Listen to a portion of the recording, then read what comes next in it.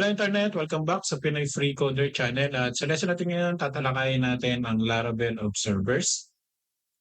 Okay, so ano ba yung Laravel Observers? So dito sa ating documentation, meron silang simple o medyo complicated na ah, description about observers, no? Pero basically it's defining observers, no? Wala naman talaga siyang ah, wala siyang proper documentation dito kung paano ba siya gamitin, ano ba talaga siya na. So basically in simple term, yung Laravel observer is a watcher or listener ng isang specific model. Sa pagkakataon nga dito sa kanilang example ay inattach niya sa model users. So gumawa siya ng observer ng pangalan ay user observer, then in-attach niya dun sa model user niya. So ano ba yung mangyayari pag in-attach natin yung observer sa isang model? Magkakaroon tayo ng access sa eloquent events. So ano ba yung eloquent events? Yun yung store, edit, delete, saka yung update, no, na eloquent events na kalimitan ginagamit natin sa pagkukrud ng isang data sa loob ng Laravel. So every time na merong naki-create, so dito sa pagkakataon nito, created or na-update or na-delete, meron nga silang restore saka meron silang force delete, ay magkakaroon tayo ng information about that object. Sa pagkakataon nito ay yung user object, no? So ano ba yung user object? Yun yung user na na-add doon sa specific event na yon. So for example, store kayo ng data o ng user data, magkakaroon kayo ng access o marireceive ng observer class yung event na yon. Ganun din pag nag-edit, pag nag-delete, or pag nag-update kayo ng data. Okay, so ano ba yung user object? Yun yung user na sa pagkakataon na na-edit, na-delete, or na-create yung isang data, ay magkakaroon kayo ng access via user variable na to. No? Pero instance yan ng user na na-create dun sa instance na yon. Okay, so mamaya gagawin natin ng example. So ano ba yung key benefits ng observer? So yung observer guys ay para rin sa best practices. No? Kalimitan, nakakalimutan natin yung single responsibility principle para maging clean yung ating code. So kung gusto nyo maging practice ay yung inyong user model ay completely nakafocus lang siya sa crude functionality at ayaw nyo yung haluan siya ng kung ano-ano pang mga function, pwede kayong gumamit ng observer at pwede nyong gamitin siya sa paglalaging, sa notification, or yung mga data transformation kung meron kayong i-encrypt, decrypt na mga data. So pwede nyong i-attach na lang dito sa observer kesa i-define nyo dun sa loob ng inyong model. So maganda na i-observer nyo na lang. No? So basically, kung sa layman's term explanation, para siyang marites, no? Nagmamarites siya dun sa isang model table. Kung ano man yung nangyayari dun sa model table niyon, nalalaman ng ating observer. Okay, so binuksan ko na yung ating existing project na. So siguro naman ay marunong kayo ng Laravel kasi naging interesado kayo sa Laravel observer. So meron kayong existing na project na katulad ko. So meron akong existing project dito which is yung inventory system nga, no? So lalagin lang ako as admin. Okay, so ito yung ating dashboard. No? Ngayon, meron na tayo ritong users. No? So ito yung meron tayong mga ilang users dito which is yung admin saka yung tester. No? At gusto natin mag-attach ng isang observer sa user at gusto natin siguro simpleng column na lang or data logging na kung gusto kong makita kung saan nanggagaling yung user. Dito ba siya na-add sa ating user management o na-add ba siya rito sa ating registration? So meron tayong registration form dito, no?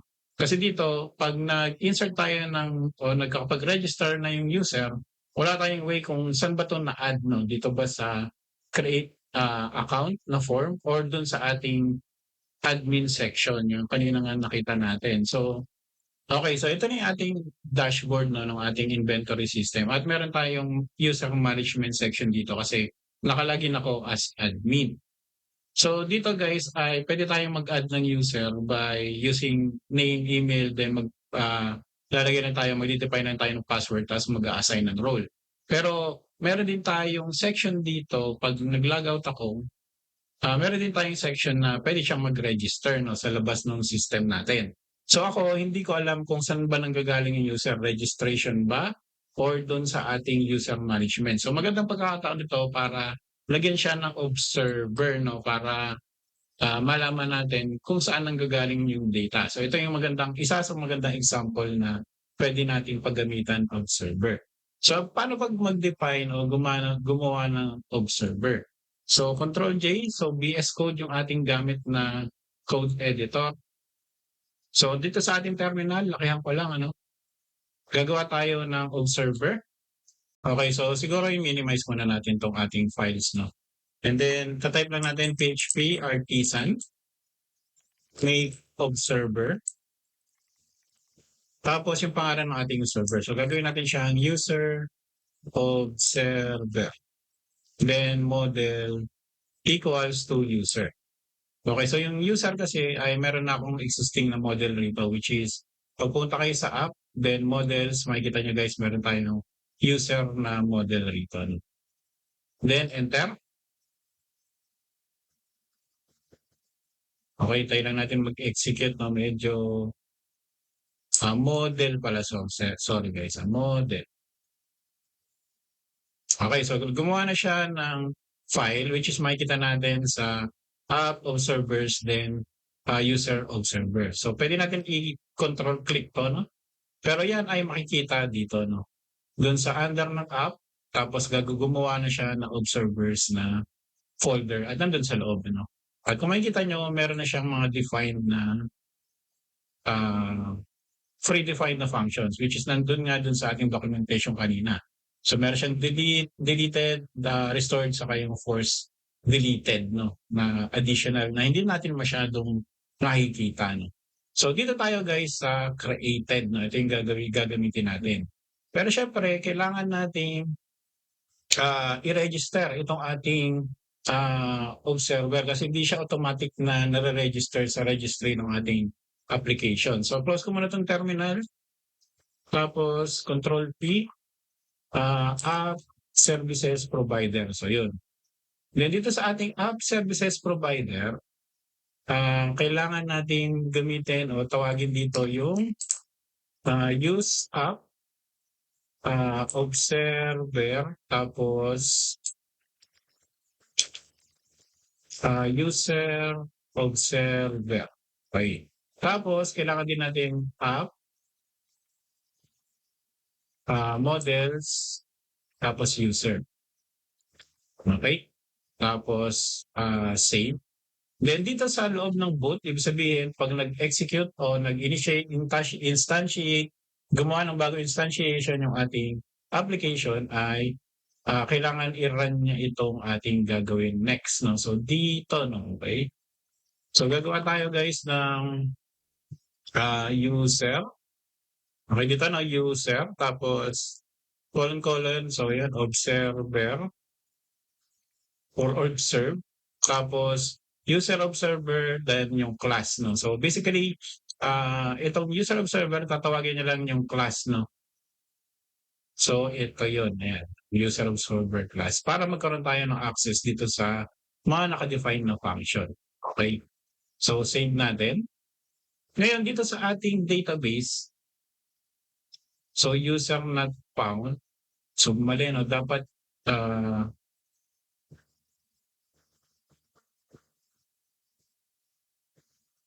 models, yan, models. Yan, kakamali talaga ako dun sa, yan. So, okay siya. Okay, so next natin guys ay kailangan nating lagyan ng panibagong column yung ating user table. Na. So, punta tayo sa localhost natin. Gumagamit tayo ng phpMyAdmin or may naka-install ako ng XAMPP. So, punta tayo sa users table. Dito sa ating columns, wala tayong way para mag-store ng data source. So, gagawa tayo ng data source na column. Ano? So, pwede ako mag-add dito ng panibago, no? Pero gagamit tayo syempre ng... So, open ang ating terminal. Tapos, gagamit tayo ng PHP artisan. Make migration. Tapos, add data source to user table. Tapos hyphen hyphen o dash dash table equals to users. Okay, so gumawa na siya ng migration file. So dito sa ating migration file, maglalagay lang tayo ng table, string. Actually, yan na siya. Oh. Pero siya ay gagawin lang natin siyang nullable na. Yan. Tapos doon sa drop, syempre lalagay din tayo ng drop column uh, data source. So meron ano, no? Meron suggestion. Although hindi naman ako nakalagin sa any anyways, okay. So pwede na natin i-run yung ating migration. So clear PHP artisan migrate. Okay, so nakapag-migrate na, refresh natin itong ating table. So yun, nandito na yung data source natin. Okay, so next, dito sa ating observer, ang gagawin lang natin guys ay maglalagay lang tayo dito ng i-access lang natin yung ating user. No? Ito yung sinasabi ko nga. So user is equal to data source equals to user data source. Pero gagawin natin guys ay admin form. So basically lalagyan lang natin guys sa user management. So dito natin malalaman kung saan galing yung data. So explanation ng double question mark, no? So in case na hindi tayo nag provide ng data source kasi nullable siya, 'di ba? Ginawa natin siyang null is okay for this data, no? So ibig sabihin kung null 'yon, ang gagawin niya isa-set niya yung default ay user management. Ibig sabihin, yung ating data ay nanggaling dito, no? So next step guys ay punta tayo dun sa ating routes. Yan, routes tapos web. Tingnan natin kung saan pupunta yung ating register, no? Okay, so ito yung ating register. Control P, hanapin natin yung register. So yung register natin ay galing sa LimeWire, no? Na authentication. Okay? So dito sa register, makikita natin, ayan, kinol lang natin yung user create na function. Pero dadagdag tayo rito ng data source. Okay, so ito, syempre, galing sa registration.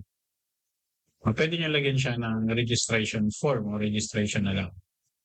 Okay, so okay na yan, ano? So make sure na walang error dun sa ating build. Okay, wala naman. Then try natin guys, no? So dapat pag galing dito yung user, magkakaroon tayo dito ng sa dulo, no? Kaya sa data source, magkakaroon tayo ng data dyan kung yan ba ay galing na user management o sa registration. So try muna tayo. Tester 1.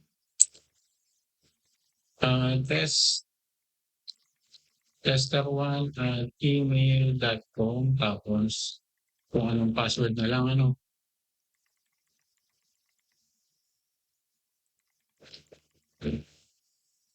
Purchasing manager, then create. Doesn't match. Okay, so siguro lagyan ko na lang dito ng eye icon. Hide and show. Okay, so meron na tayong tester 1, ano? So dapat dito sa ating data, pag ni-refresh ko siya, hindi lumabas, ano? Bakit hindi lumabas? Okay, so mali ako, no, guys, no? Kasi ito ay created na, ibig sabihin, na-create na yung data bago niya ilalagay. So pwede natin itong gawin, i-comment ko muna to, no? Pwede natin gawin dito ay user, tapos data source, tapos lalagay natin dito ng user management, tapos user saved, no, pag created. Sabihin, i-update niya yung instant ng user na yon. Pero kung ayaw nating gawin 'yan at gusto natin i-preserve 'to 'no, so ika-cut ko lang siya, gagawa ko dito guys ng public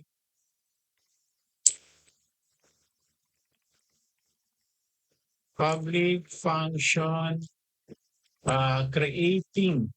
creating user. Okay, so, yan paste na natin dito yung ating kinat kanina. Okay, so dapat sa creating 'no, so gagawin pa lang yung data 'no, isa-set na natin 'tong, field na 'to para yun yung maging value ng ating user source 'no. So yun yung pinagkaiba ng creating saka created. Okay, so try natin, refresh 'no. Okay, so i-try na natin 'no, gawa tayo ng bago guys. Tester 2,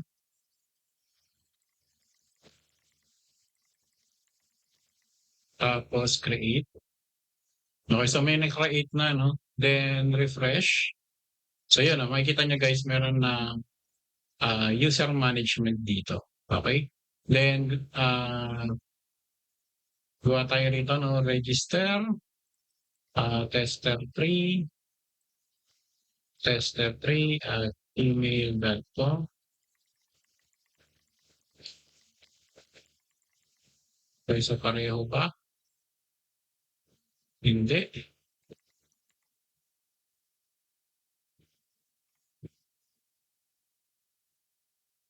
Okay, so pag na-refresh natin dito, so check natin guys kung bakit gano'n, no? User management pa rin yung nangyari. So punta tayo sa register.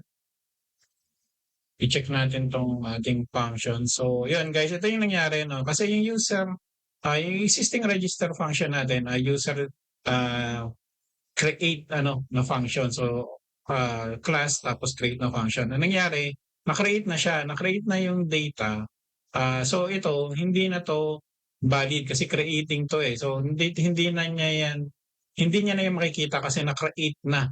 So dapat dito tayo sa created, 'di ba? Pero pwede naman natin 'tong gawin katulad ng ginawa natin kanina, yung may save ano. Pero hindi mase-serve yung purpose ng ating gustong gawin o gusto nating ma-achieve. So para ma-achieve 'yan, i-re-revise lang natin ng konti yung ating user. So itong example ko guys ay medyo ano 'no, medyo nalilihis na dun sa gusto kong mangyari. Pero nakikita niyo naman kung ano nangyayari na kung merong nangyayari dun sa event dun sa inyong model table ay nalalaman ni observer. Pero for the sake of this tutorial, iko-correct na lang natin. No? So dito man tayo sa user.php.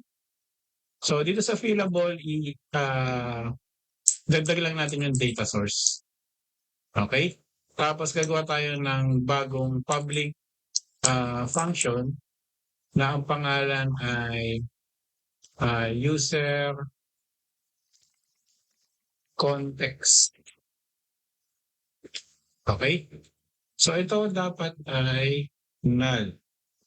So mali pala ako guys, no? Dapat ito ay public source context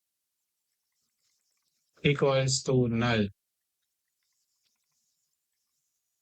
Okay? So sunod natin gagawin ay punta tayo sa ating register. So dito, imbis na create yung ating gagawin ay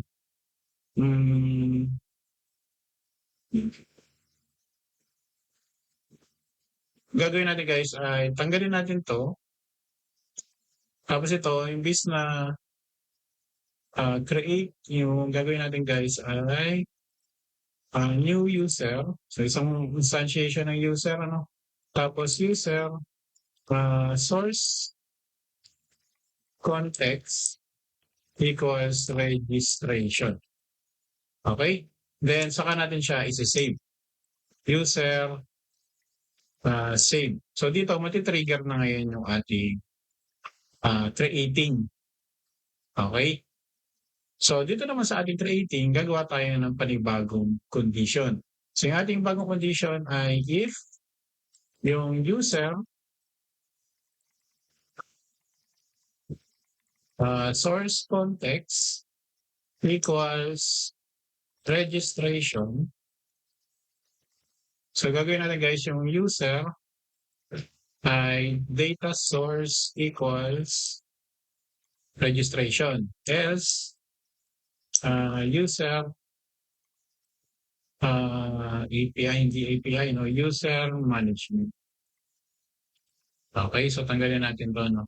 Ewan ko guys, no, kaka-update ko lang kasi ng aking VS Code. Mukhang meron nakalagay si VS Code na auto ano, um, parang naka-autopilot na siya. So anyway, che-check ko na lang mamaya kung paano 'to i-adjust. So yun, hayaan na natin 'tong tester tree, no, na naka-user management. Balik tayo rito tapos gawa tayo ng bago. Okay, so gagawa ako ng register, tapos tester4 at gmail.com,